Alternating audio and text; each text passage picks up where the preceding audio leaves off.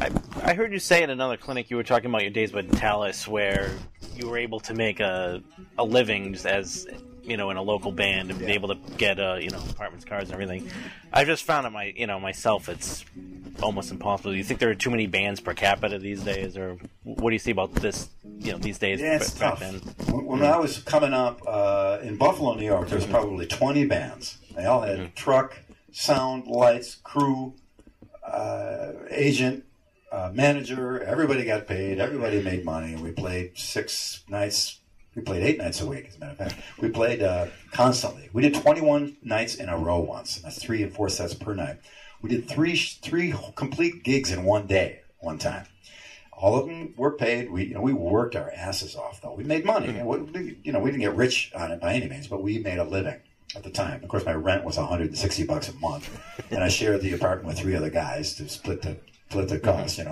But we made a living, so it's a little bit difficult now. But I think, as creative as you can be as a player and a songwriter and a musician and an artist, you can be just as creative in how you approach the business, and that's kind of the art of it all. We found this beach across the Peace Bridge from Buffalo in Canada called Shirkston Beach. And there was just a beach there, but we thought, man, wouldn't it be great to play on the beach in the summertime? It'd be great. So we had somebody find the guy who owned it somehow, phone call after phone call. We finally got a hold of some guys who, would you guys be interested in building a stage and running power in a certain part of the beach? And I thought, that's a good idea. Well, let's give it a try. So sure enough, they went out there, some crew went out and built a pretty decent stage, ran power out to it. It's a different part of the beach, so to get to that part, you had to get a little armband and pay an extra $5 and come down there. And nobody knew if it was going to work or not, but we just had the idea. Let's do it. Let's give it a try. And the boats were all out there the day we played, and people were lined up in the water. Thousands of people came in there. We walked out of there with about $8,000 or $10,000. Just an idea of a local stupid band with no record deal or nothing. We walked out of there with a huge, giant payday. Later on, it became a national venue. National acts came in and played it. There was a Playboy Club in Buffalo, believe it or not. And they never had rock bands ever. It was always just lounge bands. So let's call them up and see if they want to do like a rock night at the Playboy Club. It'd be unbelievable. So sure enough, we went there. The place was jam-packed. And we started getting creative. A place called the Barrelhead in West Seneca, New York. We did Talus Tuesdays. Our first Talus Tuesday was the band, the 3 of us, I think 3 people in the audience. No, there was 5 people in the audience, and 2 of them were waitresses. And that was it. That was our Talus Tuesdays. But we started to talk with the audience and become friends with all the people that came to see us play. We found out, what do you want to hear? What's your favorite song? What do you like? What are you dancing to? What are you digging? This is around 74, 73, 74. So they tell us what they liked, and we'd get into it and, learn the songs and come back and play it, and word would spread. Second Talus Tuesday, we had like about 10 people there.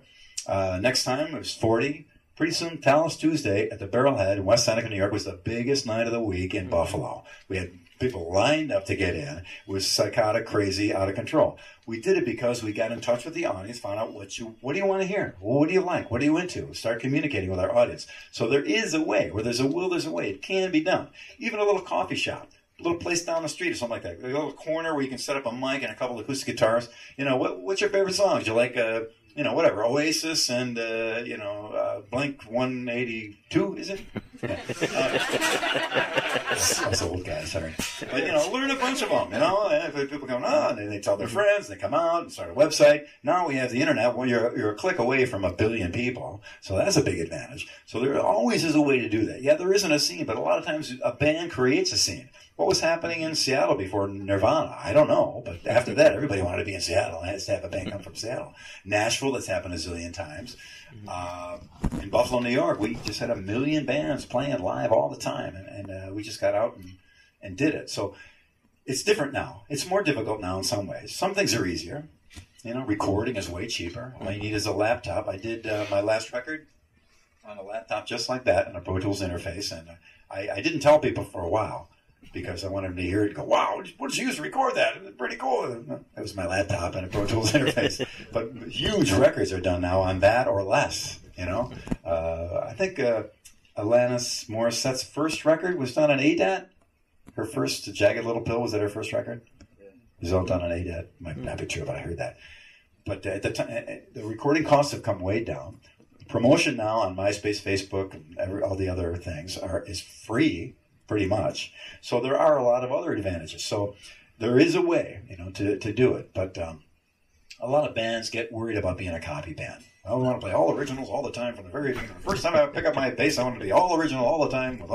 I never did. I was in a copy band for years. Tallis played copy tunes. I know. I could sit down with a bottle of wine, a bunch of friends, acoustic guitar, and I literally gone for 7 hours sitting there playing all kinds of songs by every band you could possibly imagine, because we played those in clubs at one point or another.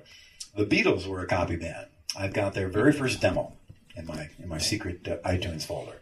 Their very first demo was about 28 songs. Of those 28 songs, guess how many were originals? 0. Not one. They were all copy tunes. Because they were such a great copy tune band, later on, when it came time to write, they knew 1 million songs. So I know myself, I think it's relatively easy for me to write because I got a big, huge, giant bag of tricks from all the songs I learned. How to get into a chorus, how to get to an ending, different kinds of endings, chorus into verse, verse into bridge, bridge into solo, all these different transitions that you do over all these hundreds and hundreds of songs that you learn. It helps a lot. So I'm not opposed to a band being a copy band for a while. And the formula was, for many years, you're a copy band. You go out and you draw a crowd. You got a huge crowd come to see you play every night. Then you sneak one original in, then two. And usually the dance floor will clear every time you sneak the original in. But then eventually people, we could clear that dance floor up like that. They play that original song and it's gone. But people eventually start to hear it and they get into it. And you sneak another one in. Then you do 25-75, 40-60, 50-50, 75 original 25, and keep your best copy tunes that everybody loves. They don't ever want to see you drop, and eventually that's how all the bands did it back in the 60s and 70s. Almost everybody was a copy band. It started out like that. Now, that's just my opinion, and it's just one way to do it. If you can pick up an instrument and start being original right away, awesome. Do it, and be huge, and let that be an amazing thing. But if not, I just don't think there's anything wrong with learning a bunch of songs. And plus it helps you when you're jamming and helps you when you're getting together with other musicians. And it's a very true thing about writing, especially in music, that good writers write and great writers steal. Very, very true. People will tell you that all the time. So. Hendrix played covers, Beatles played covers, Van Halen. I got tons of Van Halen. They're playing practically the Tallis set list exactly. Walk Away by James Gang, all the ZZ Top songs. And Dave would tell us, a lot of the grooves and stuff they did were just sped up ZZ Top. They take a ZZ Top groove, speed it up, add some woo, here to it. And Van Halen lives, So, there's really no secret to it. And that's really the case. So it can be done. It ain't easy, but the challenge is to figure it out. If it was easy, we'd all just go out and be, sell 50,000 million records. But it ain't easy. It's tough. It's tough to do. So the challenge is on you. You got to figure it out. You got to think of a way. You got to get creative in that aspect as much as you're creative as a player. So as tough as that is, anybody can do it. It can be done by anybody, but you really got to be great to do it.